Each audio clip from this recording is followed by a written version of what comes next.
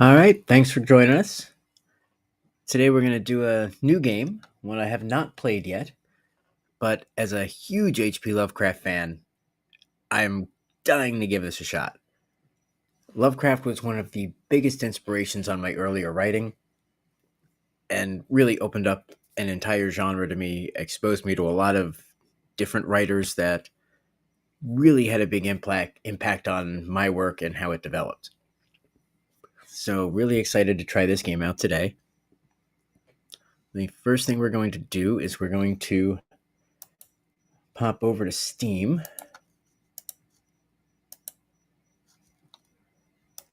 Let's see. Well, let's.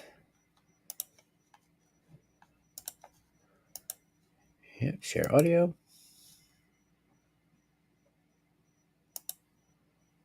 All right. Now let's check out the trailer and see what the game is about. It is Dagon by H.P. Lovecraft. All right, let's check out the trailer.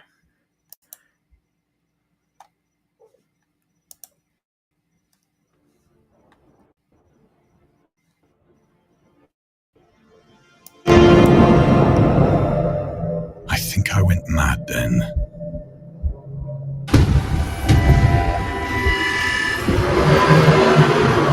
The end is near.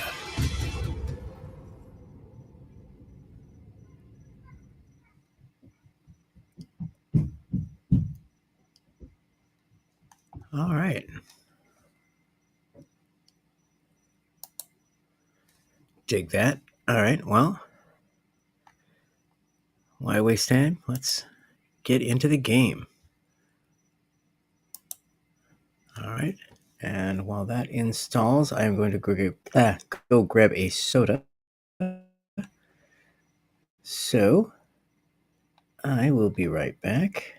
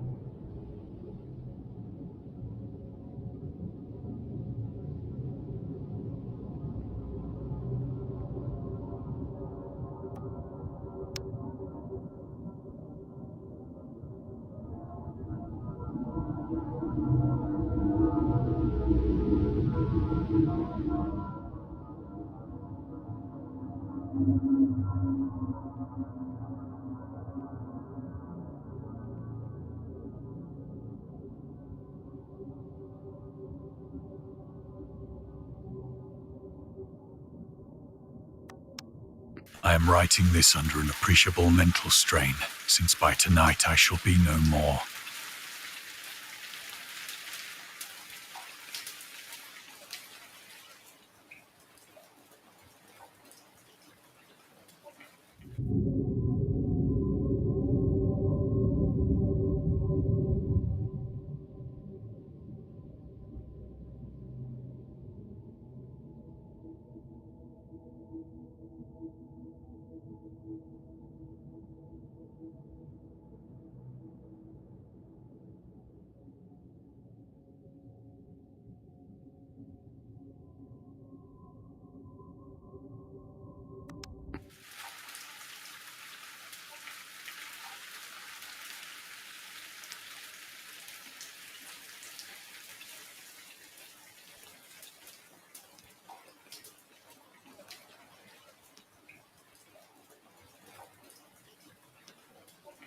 Penniless, and at the end of my supply of the drug which alone makes life endurable, I can bear the torture no longer, and shall cast myself from this garret window into the squalid street below.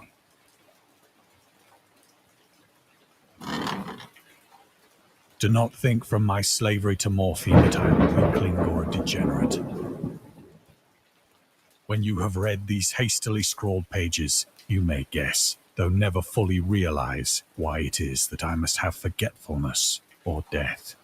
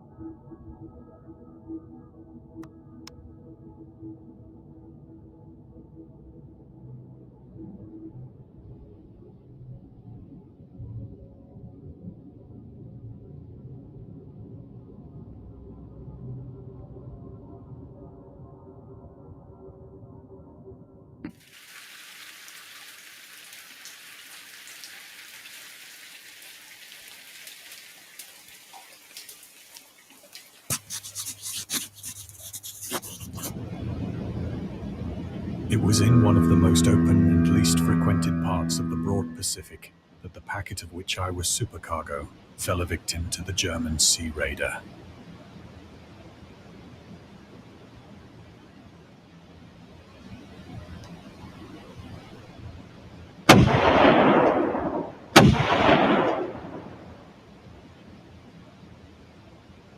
The Great War was then at its very beginning, and the ocean forces of the Hun had not completely sunk to their later degradation, so that our vessel was made a legitimate prize, whilst we of her crew were treated with all the fairness and consideration due us as naval prisoners.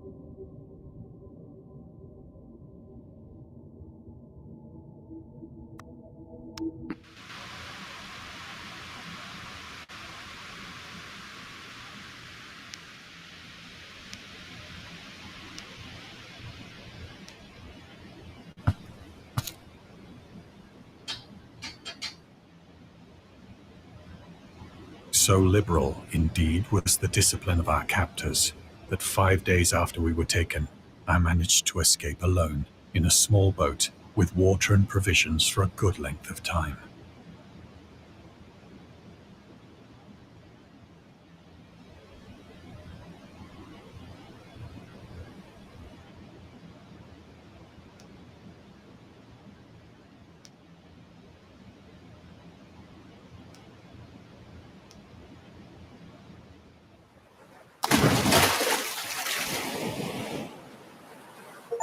When I finally found myself adrift and free, I had but little idea of myself.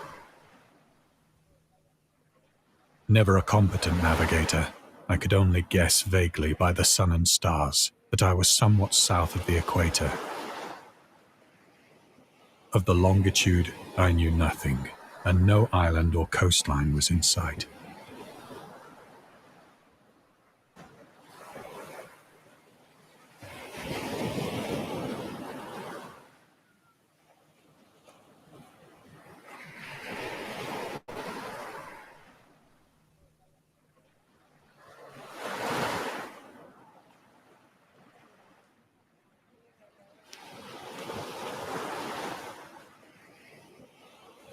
The weather kept fair, and for uncounted days I drifted aimlessly beneath the scorching sun, waiting either for some passing ship or to be cast on the shores of some habitable land.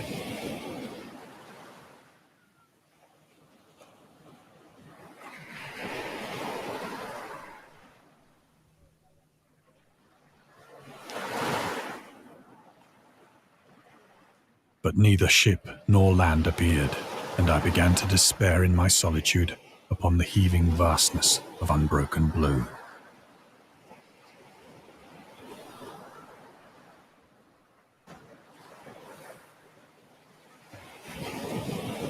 The change happened whilst I slept.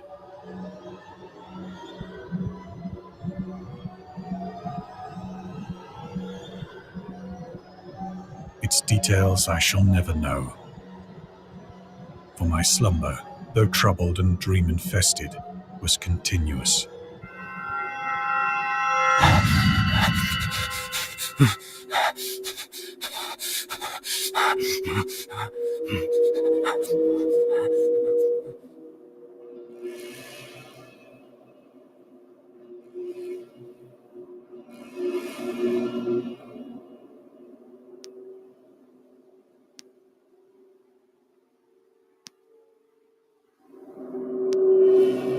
When at last I awoke, it was to discover myself half sucked into a slimy expanse of hellish black mire, which extended about me in monotonous undulations as far as I could see.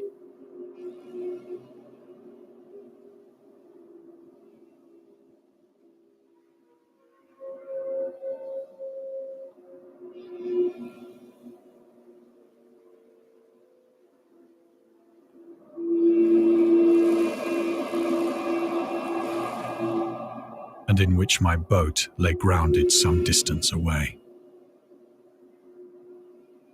Though one might well imagine that my first sensation would be of wonder at so prodigious and unexpected a transformation of scenery, I was in reality more horrified than astonished. For there was in the air, and in the rotting soil, a sinister quality which chilled me to the very core. The region was putrid with the carcasses of decaying fish and of other less describable things which I saw protruding from the nasty mud of the unending plain. Perhaps I should not hope to convey in mere words the unutterable hideousness that can dwell in absolute silence and barren immensity. There was nothing within hearing and nothing in sight save a vast reach of black slime. Yet the very completeness of the stillness and the homogeneity of the landscape oppressed me with a nauseating fear. The sun was blazing down from a sky which seemed to me almost black in its cloudless cruelty, as though reflecting the inky marsh beneath my feet.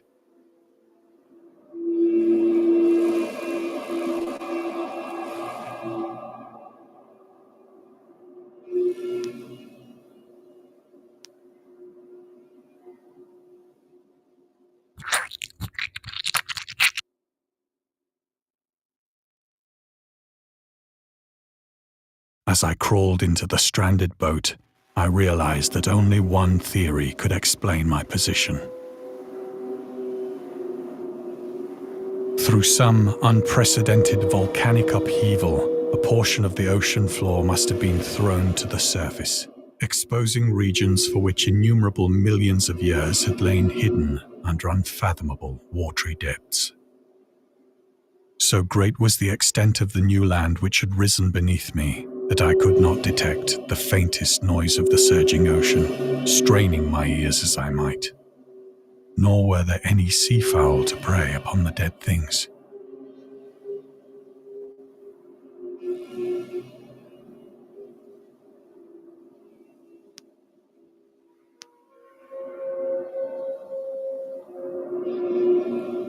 For several hours I sat thinking or brooding in the boat, which lay upon its side and afforded a slight shade as the sun moved across the heavens. As the day progressed, the ground lost some of its stickiness and seemed likely to dry sufficiently for traveling purposes in a short time.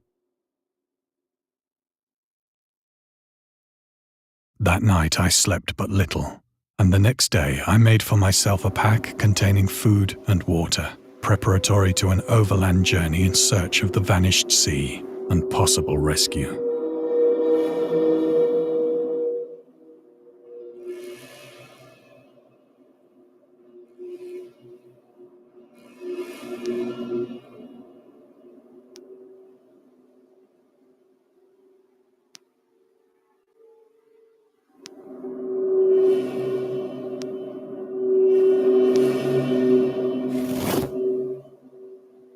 On the third morning, I found the soil dry enough to walk upon with ease. The odor of the fish was maddening, but I was too much concerned with graver things to mind so slight an evil, and set out boldly for an unknown goal.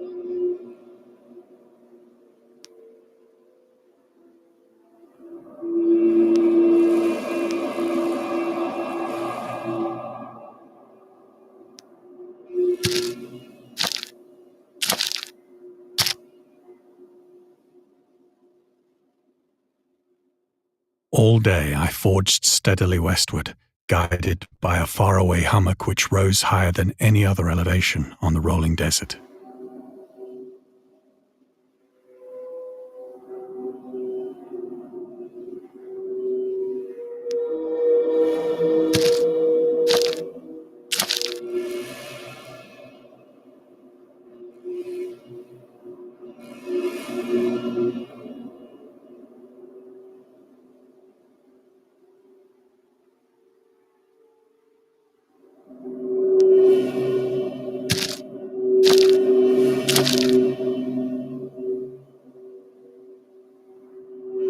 That night I encamped, and on the following day still travelled toward the hummock, though that object seemed scarcely nearer than when I had first espied it.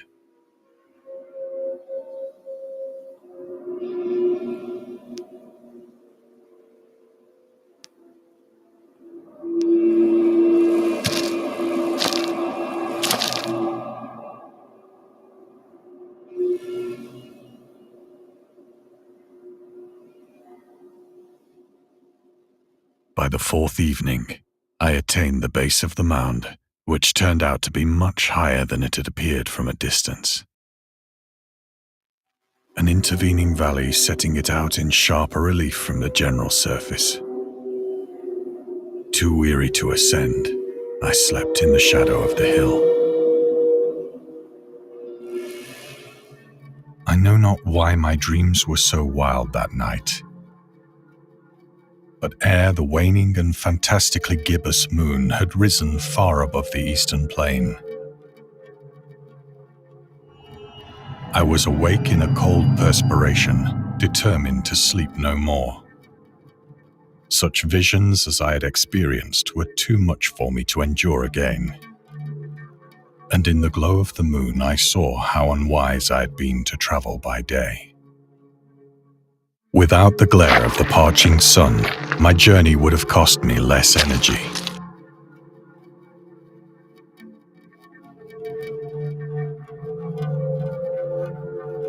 Indeed, I now felt quite able to perform the ascent which had deterred me at sunset.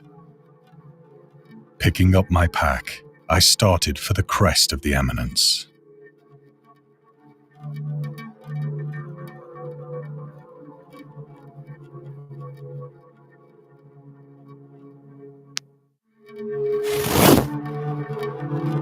I have said that the unbroken monotony of the rolling plain was a source of vague horror to me. But I think my horror was greater when I gained the summit of the mound and looked down the other side into an immeasurable pit or canyon, whose black recesses the moon had not yet soared high enough to illumine. I felt myself on the edge of the world.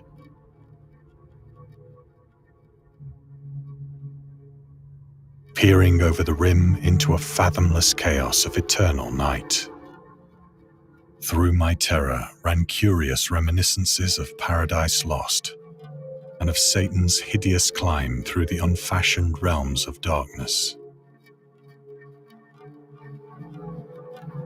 As the moon climbed higher in the sky, I began to see that the slopes of the valley were not quite so perpendicular as I had imagined.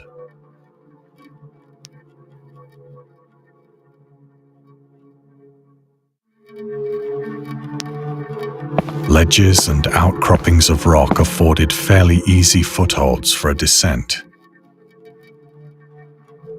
whilst after a drop of only a few hundred feet, the declivity became very gradual.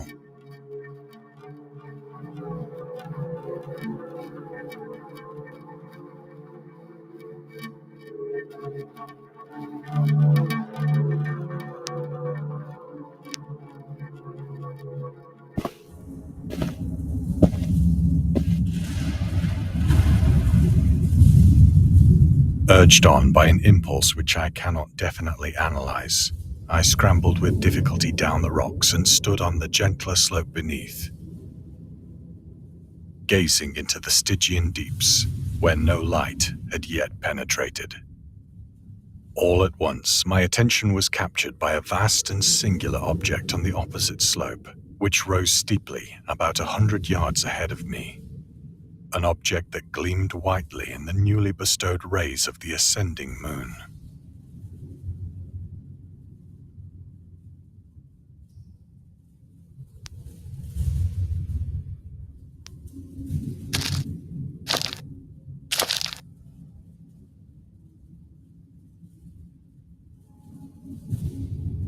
That it was merely a gigantic piece of stone, I soon assured myself.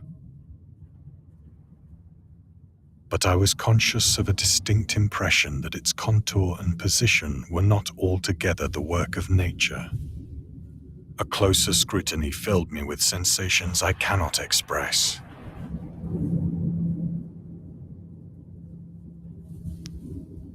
For despite its enormous magnitude, and its position in an abyss which had yawned at the bottom of the sea since the world was young, I perceived beyond a doubt that the strange object was a well-shaped monolith, whose massive bulk had known the workmanship and perhaps the worship of living and thinking creatures. Dazed and frightened, yet not without a certain thrill of the scientist's or archaeologist's delight, I examined my surroundings more closely.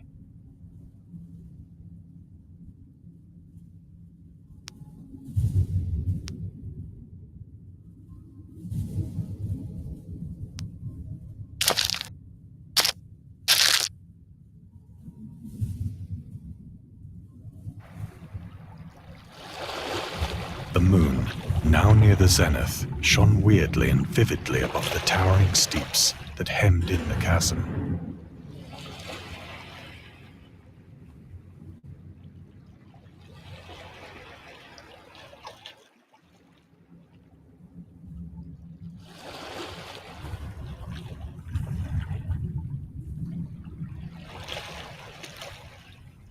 And revealed the fact that a far-flung body of water flowed at the bottom, winding out of sight in both directions and almost lapping my feet as I stood on the slope. Across the chasm, the wavelets washed the base of the Cyclopean monolith, on whose surface I could now trace both inscriptions and crude sculptures.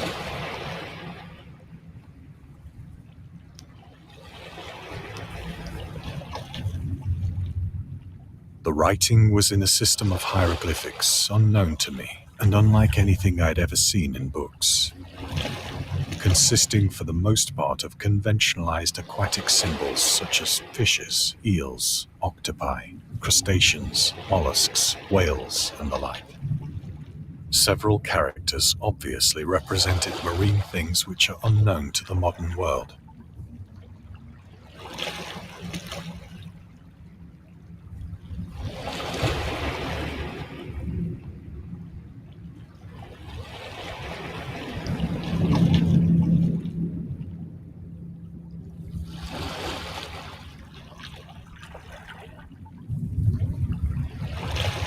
But whose decomposing forms I had observed on the ocean-risen plain.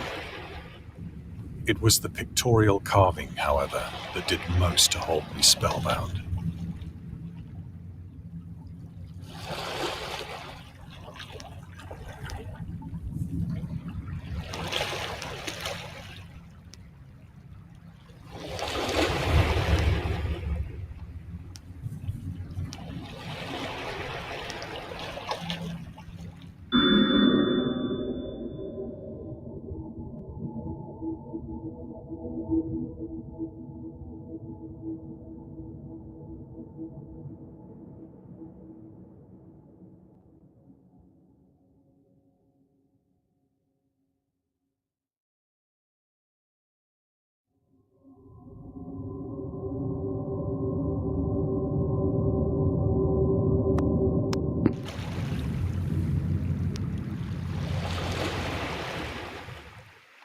Plainly visible across the intervening water on account of their enormous size were an array of bas-reliefs whose subjects would have excited the envy of a Doré. I think that these things were supposed to depict men, at least a certain sort of men, though the creatures were shown disporting like fishes in the waters of some marine grotto, or paying homage at some monolithic shrine which appeared to be under the waves as well. Of their faces and forms I dare not speak in detail, for the mere remembrance makes me grow faint. Grotesque beyond the imagination of a Poe or a Bulwer.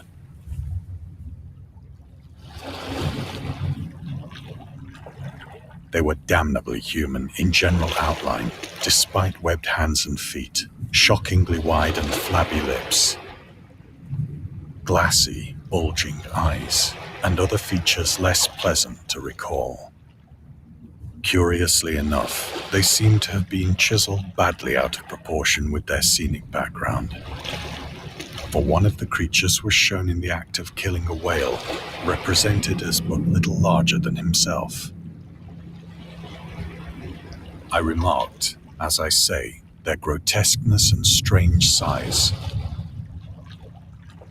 but in a moment decided that they were merely the imaginary gods of some primitive fishing or seafaring tribe.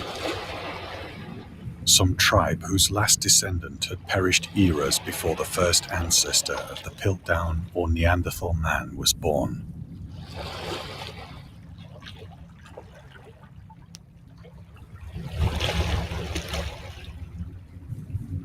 Awestruck at this unexpected glimpse into a past beyond the conception of the most daring anthropologist,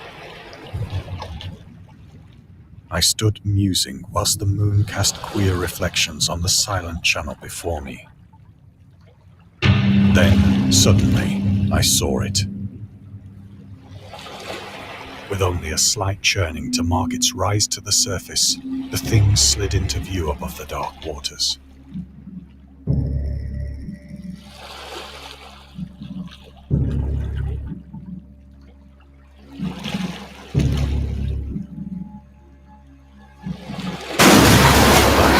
Polyphemus-like and loathsome, it darted like a stupendous monster of nightmares to the monolith.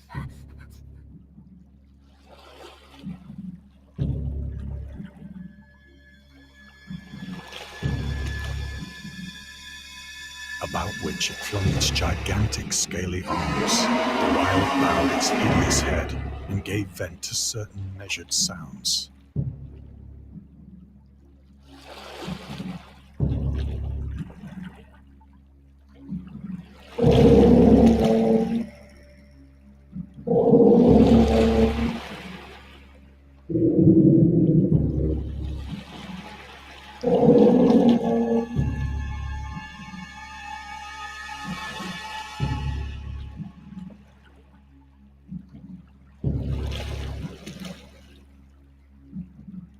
I think I went mad then.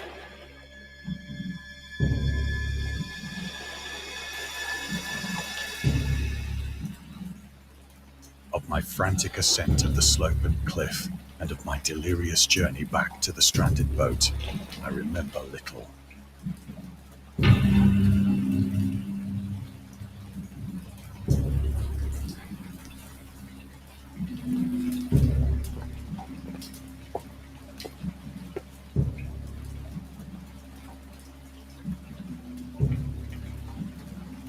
I believe I sang a great deal and laughed oddly when I was unable to sing.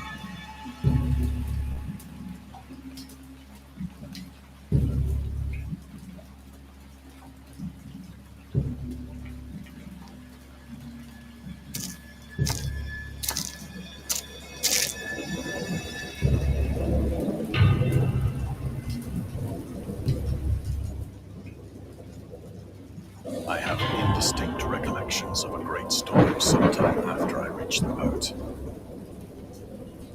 At any rate, I know that I heard pearls of thunder and other tones which nature utters only in her wildest moods.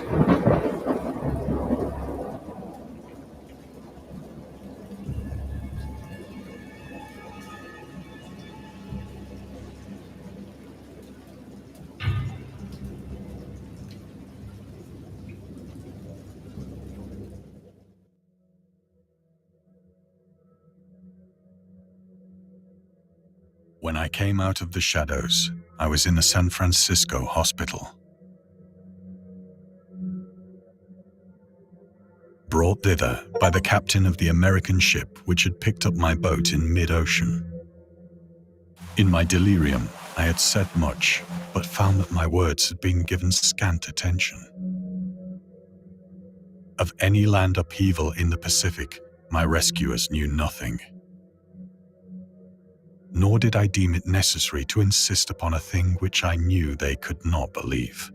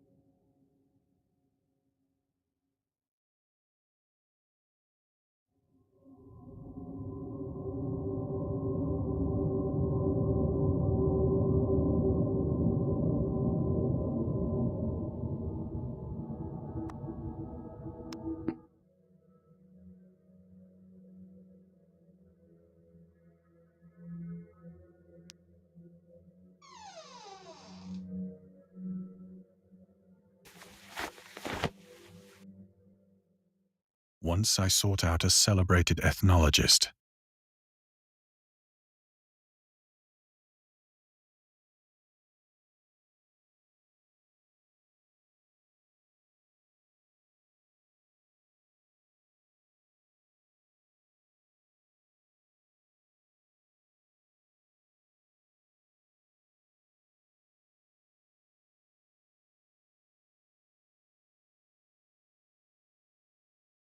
And amused him with peculiar questions regarding the ancient Philistine legend of Dagon, the fish god.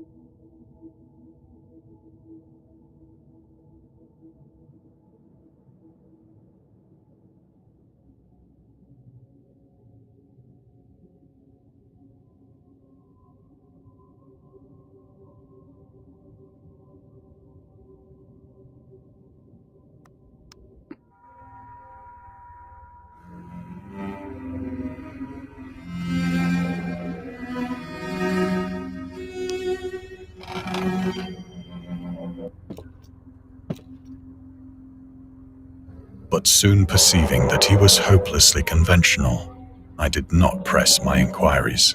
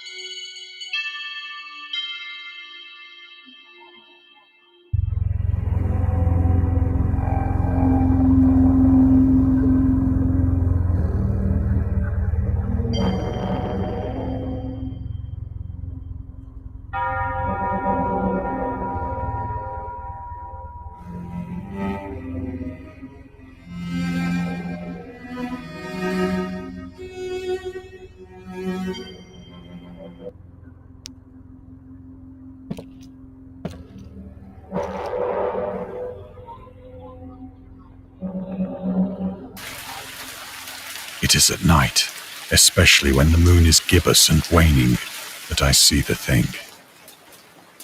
I tried morphine, but the drug has given only transient surcease and has drawn me into its clutches as a hopeless slave. So now I am to end it all, having written a full account for the information or the contemptuous amusement of my fellow men.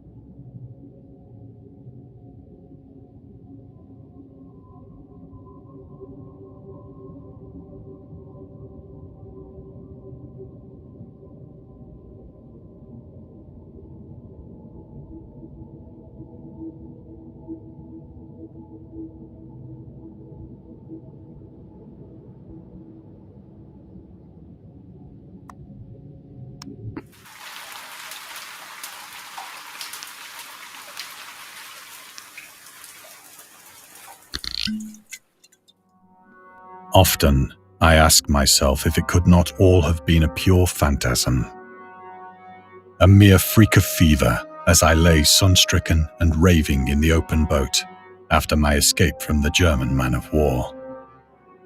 This I ask myself, but ever does there come before me a hideously vivid vision in reply. I cannot think of the deep sea without shuddering at the nameless things that may at this very moment be crawling and floundering on its slimy bed, worshipping their ancient stone idols and carving their own detestable likenesses on submarine obelisks of water-soaked granite. I dream of a day when they may rise above the billows to drag down into their reeking talons the remnants of puny, war-exhausted mankind. Of a day when the land shall sink and the dark ocean shall ascend amidst universal pandemonium.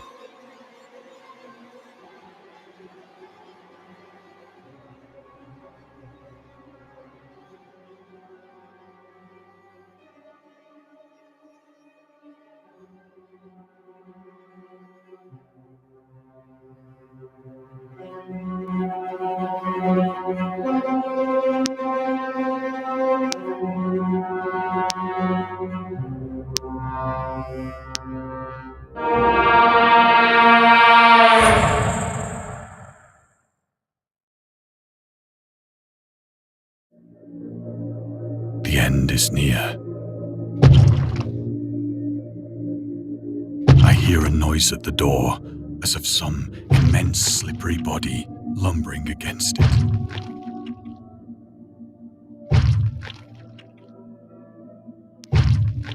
It shall not find me.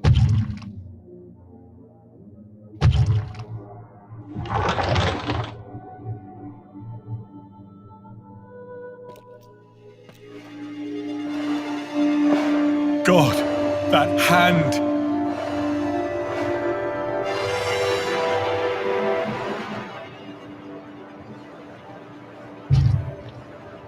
The window! The window!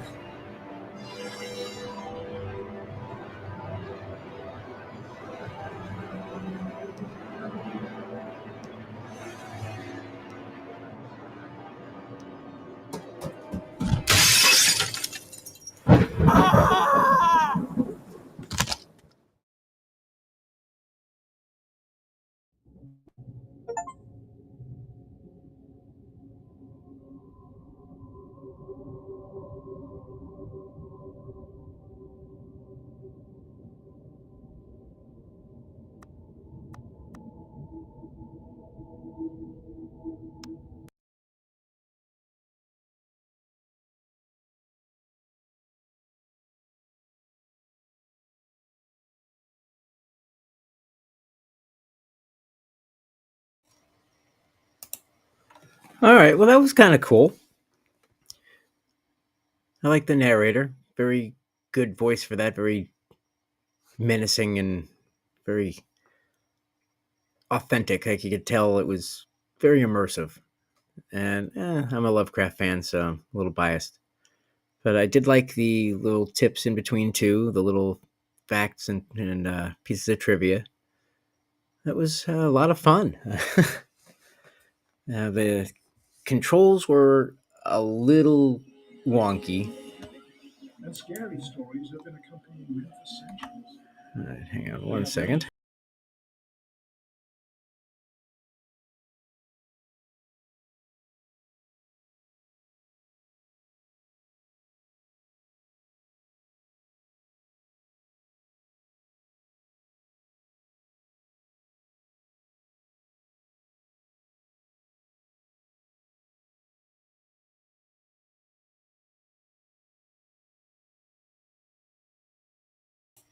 Okay, we're back. All right, but yeah, let me know what you think of the game. Yeah, I'm gonna kind of see what their other stuff is. I'm kind of curious. I'll check out some of that. Maybe we'll see it here. But if you've played any of it, let me know what you think of it. And we'll come back again next time and we'll play something else. So, again, thanks for hanging out, and we'll see you next time.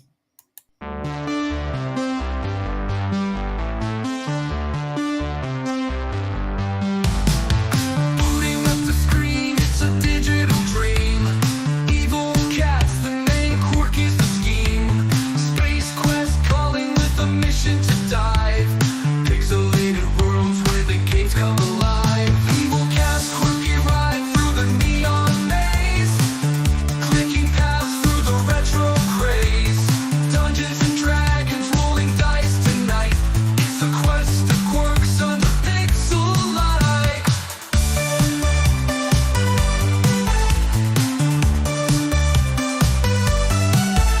Sierra calling, stars in the sky. Puzzles to solve, game files to pry.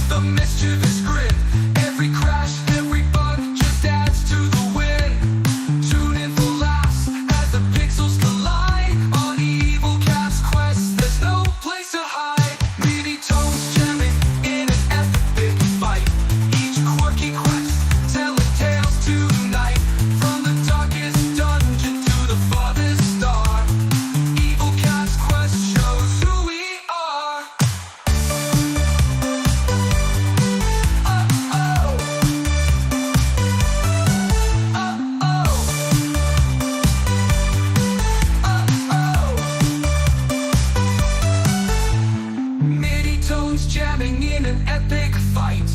Each quirky quest telling tales tonight